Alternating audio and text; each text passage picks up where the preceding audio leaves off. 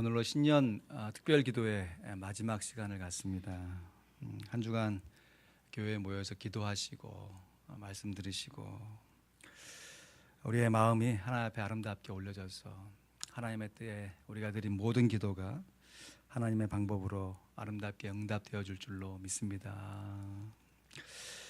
둘루스 시청 사거리 우리 양병우 장로님 그 사업장 근처인데요. 거기에 주상 복합 건물로 이 건물이 아름답게 이렇게 지어져 가고 있습니다. 처음에 이 건물이 지어질 때 지나면서 왜 길가에다가 주차장을 저렇게 지어놓지 하면서 길을 지날 때마다 마음에 좀 의문이 좀 들었어요. 근데 건물이 다 완성되어 가보니까 알겠는 거예요. 그 주차장이 이 교회 그 건물 그 안쪽에 딱 자리 잡히게 되면서 이 건물 바깥쪽에 이 그 도로변으로 쫙 아름답게 외관이 잡히면서, 그러니까 미관도 참 좋게 지으면서 기능도 참 멋있게 되어지는 둘루스의 참 가장 멋진 건물이 되지 않을까 이런 생각을 해보게 됩니다. 하나님께서 우리의 인생을 만들어 가실 때에도 어느 순간에는 때론 언뜻 이해가 되지 않는 순간이 있습니다. 그래서 그 순간만 바라보면서 하나님 앞에 불평을 할 때가 있지요. 하나님, 왜 제 인생을 이런 모습으로 또 혹은 이렇게 초라한 모습으로 만들어 놓으셨나요? 그러나 하나님은 여전히 살아계시고 우리를 향한 사랑과 계획을 갖고 계신 줄로 믿습니다. 그래서 그 언젠가 하나님께서 우리의 삶을 완성시켜 주시고 예수님과 같은 모습으로 변화시켜 주실 때에는, 그때에는 알게 될 것이에요. 우리의 믿음의 여정 가운데, 우리의 삶 가운데 하나님께서 만들어 놓았던 그 삶의 순간들이 서로 연결되면서 마침내 하나님 앞에 영광의 모습으로 서게 될 것입니다. 하나님께서 우리를 한결같이 돌보고 계시는 줄 믿으시기를 주님의 이름으로 축원드립니다. 오늘 본 말씀에 보면요, 이런 하나님의 돌보심 같이 베드로가 예수님의 돌보심을 받고 나서 어떻게 다른 사람을 돌보며 살았는지, 어떤 자세로 성도들을 목양했는지 베드로의 목양 고백이 기록되어 있습니다. 먼저 1절 말씀에 보시면 장로가 장로들에게 권면을 합니다. 너희 중 장로들에게 권하노니 나는 함께 장로된 자요 그리스도의 고난의 증인이요 나타날 영광에 참여할 자로다.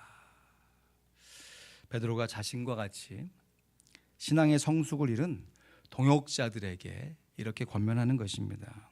장로는 구약 시대부터 있었던 이스라엘 백성들에게 있었던 직분이었죠. 주로 나이가 많고 지혜가 많은 노인들을 부르는 호칭이었습니다. 그런데 오순절 성령 강림 사건으로 교회가 세워졌을 때 교회에서도 장로의 직분을 따라서 교회를 섬기게 하였습니다.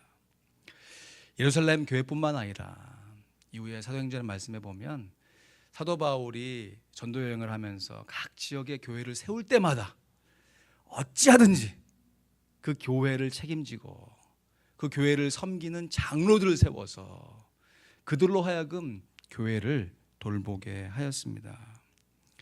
그래서 오늘날의 교회에서는요, 그냥 육신의 나이가 많다고 해서 저절로 장로가 되는 것이 아니라 다른 사람을 섬기며 돌보는 사람, 다시 말해서 목양의 사명을 감당하는 사람들이 장로로 세움을 받는 것입니다. 오늘날 우리 교회로 적용해 보면 성도를 돌보는 목회자들을 비롯해서 우리 시무 권사님, 시무 장로님들과 같이 교회의 중직들로 교회를 섬기며 특별히 순원들을 돌보고 있는 우리 순장님들을 바로 이 장로와 같은 직책이다라고 볼 수 있는 것입니다. 어떤 권면을 주셨는지 우리 2절에 3절 말씀을 다 함께 읽습니다. 우리 다 함께 시작. 너희 중에 있는 하나님의 양무리를 치도해 부득이함으로 하지 말고 오직 하나님의 뜻을 쫓아 자원함으로 하며 더러운 일을 위하여 하지 말고 오직 즐거운 뜻으로 하며 맡기운 자들에게 주장하는 자세를 하지 말고 오직 양무리의 본이 되라. 목양 고백서, 우리가 어떻게 하면 다른 사람을 잘 섬길 수 있는지 그 섬김의 지침인데요. 가장 먼저 뭐라고 권면하냐면 너희 중에 있는 하나님의 양무리를 치되 그랬습니다. 양무리를 치라.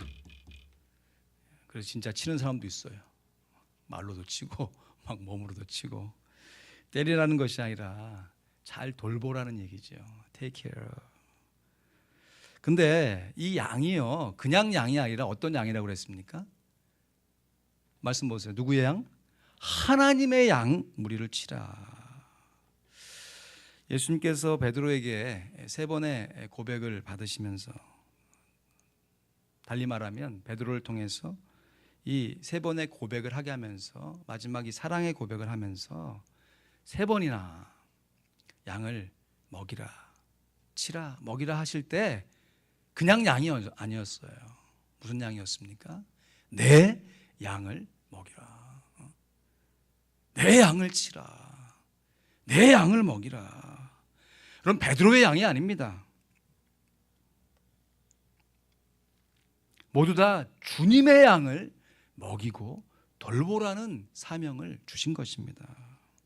그래서 4절 말씀에 보면 그리하면 목자장이 나타나실 때 시들지 아니하는 영광의 면류관을 얻으리라.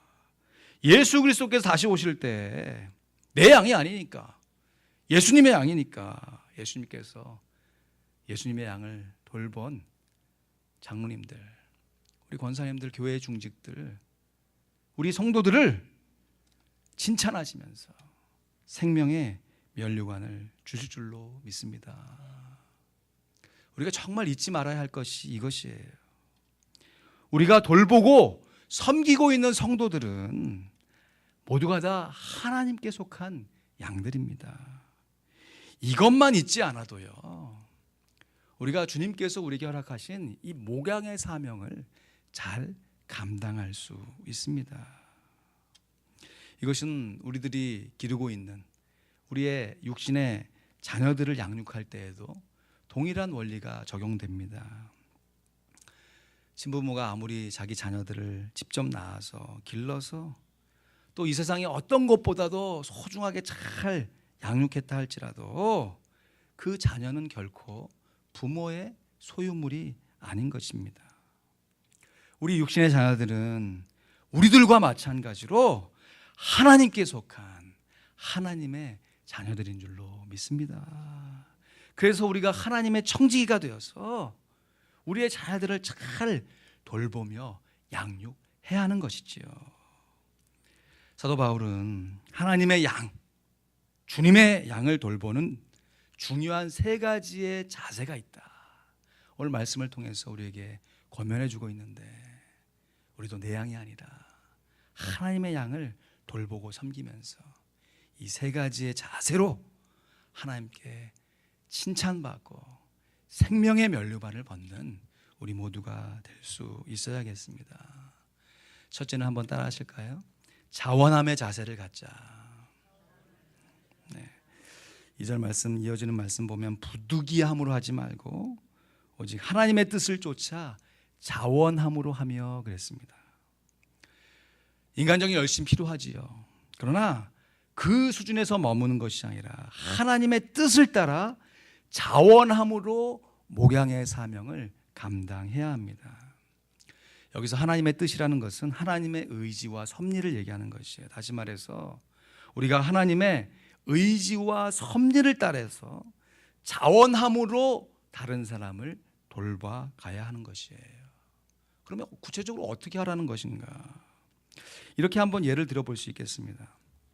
우리가 지금 토요일 새벽 기도에 나오셨는데 이 한 주간에는 평일 새벽기도회가 없었지만 평소에는 우리 새벽기도 용사들과 함께 평일 새벽기도회를 하고 있습니다. 감사하게도 저는 체질상 밤에 뭔가를 하는 것보단 새벽에 뭔가를 하는 것이 훨씬 더 편하고 좋아요. 밤 한 10시 좀 이렇게 넘어가면 막 정신이 이렇게 어지러지하면서 아무것도 하기가 어려워요.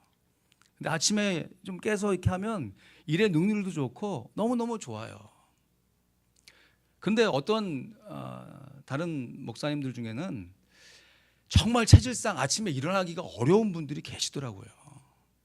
그래서 같이 교제하면서 얘기하면 나는 목회하면서 진짜 이 새벽 기도만 없으면 내가 목회하겠다, 이렇게 얘기하신 분들도 계세요. 그러면 저에게 좀 적용을 해보죠. 제가 평소에 새벽 기도하는 게 참 좋고 아침에 일어나는 게 좋은데, 그러면 제가 매일같이 하루도 빠짐없이 새벽 기도 가는 것이 자원함으로 가겠습니까? 아니면 어떤 날은 이 날은 좀 안 갔으면 좋겠다 하는 날이 있겠습니까? 할렐루야, 저의 믿음을 크게 보시는군요. 네. 안타깝게도 어떤 날은요, 제 마음 가운데 좀 요 날은 좀 뭐 가기 싫다기보다 좀 그냥 좀 집에서 있었으면 좋겠다, 그게 그 얘기인가요? 그런 마음이 들 때도 있습니다.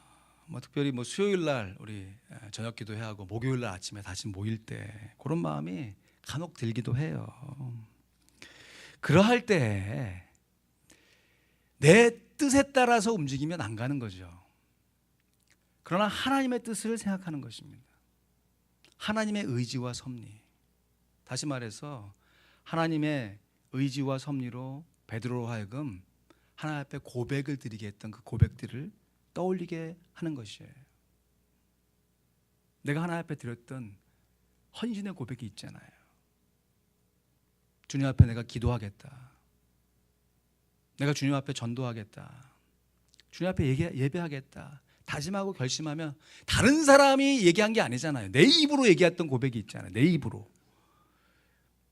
그것을 떠올리면서 주님, 저는 죄인입니다, 저의 믿음을 받아주십시오, 제가 주님을 사랑하는 줄을 주님께서 아십니다. 그러면서 마음을 추스리는 겁니다. 여러분, 우리가 다른 사람을 섬기는 목양의 사명을 감당할 때요, 내 뜻을 쫓아 섬긴다면 그것이 얼마나 오래 가겠어요. 말 그대로 작심삼일이 될 수밖에 없습니다.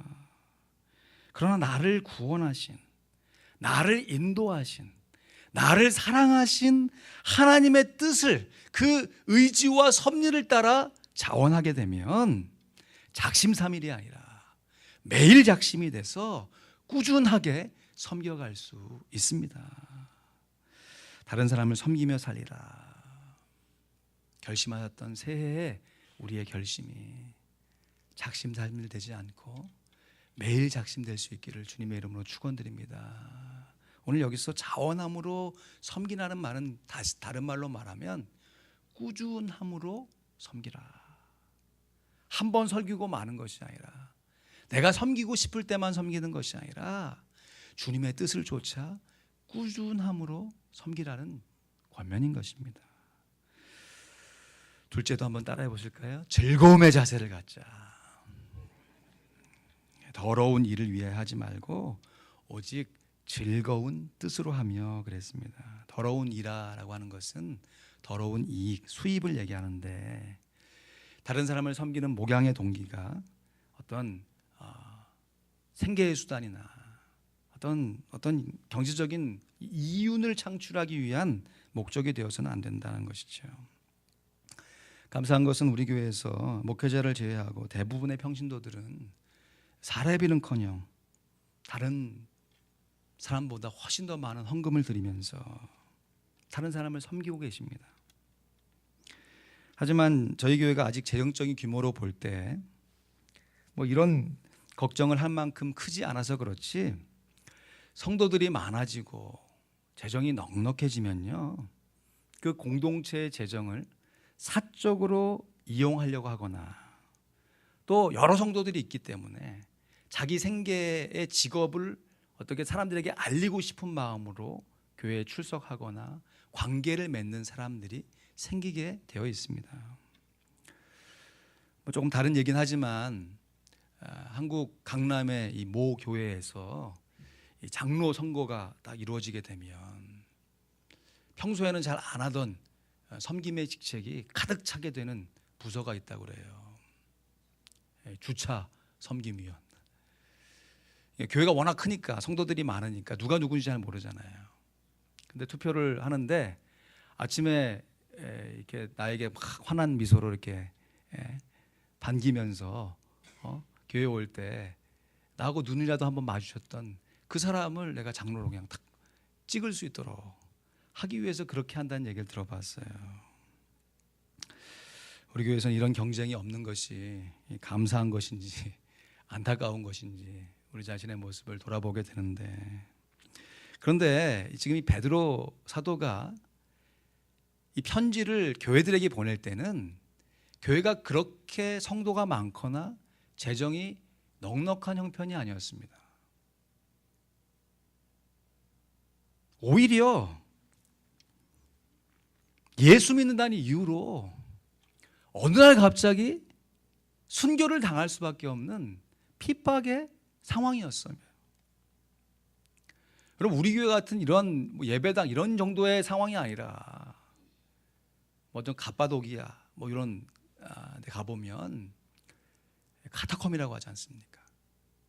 굴을 파가지고 신앙의 자유를 얻기 위해서 그렇게 힘겹게 신앙생활을 하는 성도들에게, 그 교회에게 주신 편지가 베드로 전후서인 것이에요. 근데 사람이 참 얼마나 간사하고 연약한지요. 사람이 풍족해지면 우월감에 빠지기가 쉽고요. 반대로 사람이 궁핍해지면 열등감에 빠지기가 정말 쉽습니다. 그래서 이 열등감과 우월감은 이 교만의 쌍둥이 아들들이라고 그러잖아요. 모습은 다른 것 같은데 결국 그 뿌리로 들어가 보면 그 기원이 같은 것이에요. 사람의 이 원죄의 교만. 사람이 열등감에 빠지게 되면 나타나는 참 대표적인 특징이 자기 자신을, 참 아이러니합니다. 열등함에도 불구하고 자기 자신을 막 드러내고 싶은 마음이 생기는 거예요. 인정받고 싶은 거죠. 그러면서 다른 사람이 섬기고 애쓰는 것은 별로 크게 여기지 않으면서 자기가 섬기는 일들은 좀 사람들이 알아주고 인정해 주길 바라는 마음이 생깁니다. 세상 사람들도 그러지 않습니까? 다른 사람이 하면 불륜이고 내가 하면 사랑이다, 이런 식의 논리가 다 그 밑으로 들어가 보면 다 열등감에서 나오는 것입니다. 또 반대로 다른 사람에게는 막 엄격한 기준을 막 대면서 정죄하고 막 그렇게 살아야 한다 하면서 정작 자기 자신에게는 기준조차 없어요. 너무 자기 자신에는 관대해 가는 것이. 그런데 이러한 열등감이 사로잡혀서 이 다른 사람을 섬기는 것이 하나님의 양떼를 섬겨야 되는데 자기 열등감을 채우는 어떤 수단으로, 그것도 어떤 한 사람뿐만 아니라 여러 사람이 막 경쟁적으로 막 그렇게 해서 다른 사람을 섬기게 되잖아요. 그러면 정말 다른 사람을 섬기는 것만큼 피곤한 일이 없어요. 실컷 섬기고서 저녁에 탁 앉아있으면 마음이 얼마나 공허해지는지, 내가 지금 뭐 하고 있는 거지, 그런 마음이 들지 않을 수가 없습니다. 예수님께서는 분명히 내 명예는 쉽고 내 짐은 가볍다, 내게 와서 배우라고 그랬는데 정작 좀 흉내내고 좀 한번 하려고 하는데 정작 다른 사람을 예수님처럼 섬겨가는데도 절대 쉽지가 않고 절대 가벼워지지가 않습니다. 여러분, 이러한 때에 정말 필요한 것이 무엇이냐? 나홀로 섬겨서 나홀로 인정받고 나홀로 내 문제를 해결하는 그런 차원을 벗어나서 함께 섬기고 함께 누리는 동역의 섬김이 정말 필요한 것입니다. 그래서 목양하는 짐을 서로가 서로에게 서로 막 분담해 갖고 막 시키려고 하는 것이 아니라 자원하는 마음으로 함께 짐을 통하여서 성도들끼리 서로 화목을 누려야 합니다. 그러면요, 정말 다른 사람을 섬기는 것만큼 이 세상에 즐거운 것이 또 없어요. 일단 사람이 주는 것이 받는 것보다 훨씬 귀하기 때문에 내가 도움을 받는 것보다 다른 사람을 돌보는 것이 훨씬 더 즐겁습니다. 그런데 이것이 열등감에 빠지면 거꾸로 되지만, 이것이 하나님께서 주시는 은혜로 충만해서 나 혼자 섬기지 아니하고 온 성도들이 함께 섬겨가면 하나님의 나라가 그 가운데 임하기 때문에, 의와 평강과 희락이 막 일어나기 때문에 다른 사람을 섬기는 것이 즐거워요. 화장실 청소도 남이 안 알아주고 혼자 막 하루 이틀 하겠지만, 지속되면 힘들지만 여러 사람들이 함께 격려해 주면서 인정해 주면서 하면 그 일 자체의 보람과 기쁨을 느낄 수가 있는 것입니다. 바라기는 우리 교회에서요, 일어나는 모든 사역들과 섬김이 이러한 동역과 함께함을 통하여서 섬김의 즐거움을 많이 느낄 수 있기를 주님의 이름으로 축원드립니다. 그리고 나아가서요, 그러니까 우리의 기도 제목입니다. 우리가 화평교회잖아요. 우리의 성도들의 화평뿐만 아니라 정말 주님께서 때가 되면 이 아틀란타 지역 사회 속에서, 한인 교회 속에서 경쟁의 섬김이 아닌 정말 동역의 섬김으로 그 교회들마다 섬김의 즐거움을 누릴 수 있는 그 기쁨이 우리 교회를 뿐만 아니라 이 지역에 있는 한인교회를 통해서 일어나기를 간절히 소원합니다. 그러므로 이 즐거움으로 섬긴다고 하는 것은 다 함께 동역하여 섬기는 것입니다. 첫 번째가 자원함의 자세를 갖고 꾸준하게 섬기는 것이고요. 두 번째가 즐거움의 자세를 갖고 다 함께 섬기는 것입니다. 그렇다면 세 번째는 무엇인가? 한번 따라하시죠. 본이 되는 자세를 갖자. 맡기운 자들에게 주장하는 자세를 하지 말고 오직 양무리의 본이 되라 그랬습니다. 일단 이 양이 내 것이 아니잖아요. 하나님의 양, 예수님의 양이기 때문에 목양하는 사람들은 그 양을 향하여서 주장하는 자세, 다시 말해서 굴림해서 막 다스리려고 하는 태도를 접어야 하는 것이에요. 오히려 주님께서 본을 보여주신 대로 최선을 다해서 성실하게 목양의 사명을 감당해 가면서 언제나 그 과정과 결과를 주님께 맡기고 하나님의 청지기로서 다른 사람을 돌보아야 하는 것입니다. 한국교회가 요즘 위기라고 얘기하지 않습니까? 한국교회뿐이겠습니까? 전 세계 교회가 위기에 처해 있습니다. 포스트 모던, 제4차 산업, 그 외적인 위기뿐만 아니라 교회 안에서의 내분과 분열이 정말 이 도를 넘어가고 있지 않습니까? 이러한 이유와 원인이 어디서 있는가? 여러 가지 원인을 찾을 수 있겠지만 한국 교회의 수적인 성장과 더불어서 정말 한때는 카리스마라고 그러죠. 탁 서서 그냥 성도들 향해서 호령하고 군림하는 그런 목회자들이 인기를 누렸던 때가 있었습니다. 마치 한 마리의 이 여왕벌이 자기 세력을 막 넓히는 것처럼, 그래서 수많은 일벌들, 꿀벌들 함께하는 것처럼 그렇게 하나의 왕국을 이루는 것이 하나의 교회라고 착각했던 때가 있었습니다. 그러나 우리 주님은 한 번도 이런 카리스마로 사람을 모으거나 섬기라고 우리에게 명령하시지 않으셨습니다. 오히려 카리스마가 아니고요, 칼 없스마가 돼야 돼요. 어깨에 힘 빼고 사람들에게 조금 저렇게까지 하실 필요가 있나 싶을 정도로 겸손하게 낮은 자세로 겸손과 온유로 섬김의 본을 보여주셨습니다. 그 대표적인 사건이 십자가에 달리시기 마지막 날에 제자들의 발을 씻겨주신 사건이었습니다. 여러분, 그 상황 속에서 지금 누가 누구의 발을 씻겨야 되는 것입니까? 이제 그 다음 날이면 누가 십자가에 달려 돌아가시는 것이에요. 그럼에도 예수님께서 식후에 대야에 물을 담아다가 제자들의 발을 한 사람씩 한 사람씩 씻어 주었습니다. 여러분, 그렇게 씻김을 받은 제자라면 적어도 그 중에 한 사람은 누군가는 나서서 주님의 발을 씻어 줄 법도 하잖아요. 그러나 다른 한 사람도 주님의 발을 씻어 준 사람이 없었습니다. 그러면서 주님께서 제자들에게 내가 본을 보인 것처럼 너희도 가서 이렇게 다른 사람을 섬기라 말씀하십니다.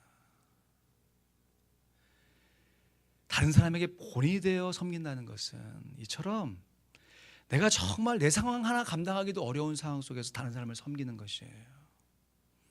그리고 그렇게 실컷 섬겼는데도 그 다른 사람이 그 섬김의 10분의 1, 100분의 1이라도 알아주거나 되갚아주는 상황이 없음에도 불구하고 계속해서 섬겨 나가는 것이 주님께서 우리들을 섬기셨던 섬김의 본인 것입니다. 그러므로 본이 되어 섬긴다는 것은 주님을 따라 섬기는 것입니다. 주 안에서 함께 동역자된 사랑하는 성도 여러분, 우리들이 왜 다른 사람을 돌봐야 합니까? 우리들이 왜 다른 사람을 섬겨야 합니까? 내 한 인생, 내 한 믿음 추스리기도 어렵고 건사하기도 힘든데 우리가 굳이 왜 다른 사람을 돌보고 섬겨야 하는 것입니까? 그것은 우리들로 하여금 주님께서 죄인 고백을 하게 하셨기 때문입니다. 우리들로 하여금 주님께서 신앙의 고백을, 사랑의 고백을 하게 하셨기 때문입니다. 그리고 그 고백들로 말미암아 주님께서 우리에게 전도의 사명과 목양의 사명을 주셨기 때문입니다. 우리가 자녀를 기러가면서 부모로서 하나님의 마음을 조금이라도 헤아려 알듯이 우리가 다른 사람을 섬겨가면서 주님의 본을 조금이라도 닮아갈 수 있는 것입니다. 말씀을 맺습니다. 우리 모두는 다 하나님께서 만들어 가시는 하나님의 작품입니다. 만들어지는 과정 가운데서는 왜 주차장을 먼저 짓지? 흉측하다, 보기 참 멋이 없다라고 이야기할지 모르겠지만 우리 역시 하나님의 작품으로 빚어져 갈 때 그 과정 속에서는 우리가 어떤 모습으로 빚어져 갈지 아무도 가늠할 수 없는 것이지요. 그러나 그 언젠가 주님의 약속입니다. 내가 다시 오마. 내가 다시 와서 시들지 아니하는 영광의 면류관을 너에게 주리라. 약속하신 그 약속이 이루어질 때 그날에는 분명하게 깨닫게 될 것입니다. 그러므로 지금은 다 이해할 수 없을지라도 올 한 해 주님께 드렸던 고백들을 되새기시면서 주님께서 주셨던 사명에 충성을 다하는 우리 모두가 되어야겠습니다. 2018년 신년 특별 기도회를 마치면서 올 한 해도 다른 사람들에게 주님의 복음을 증거하고 다른 사람들에게 주님의 사랑으로 목양하며 주님께서 우리에게 주신 사명에 자원함으로 즐거움으로 주님의 본을 따라 끝까지 충성을 다하는 귀한 우리 화평의 식구들, 귀한 동역자 되시기를 우리 주님의 이름으로 간절히 축원드립니다. 기도하겠습니다. 오늘 그 두 가지 기도 제목을 함께 기도합니다. 이번 신년 특별 기도에 참여하시면서 내가 붙들었던 말씀이나 기도 제목을 다시 한번 떠올리며 기도하길 원합니다.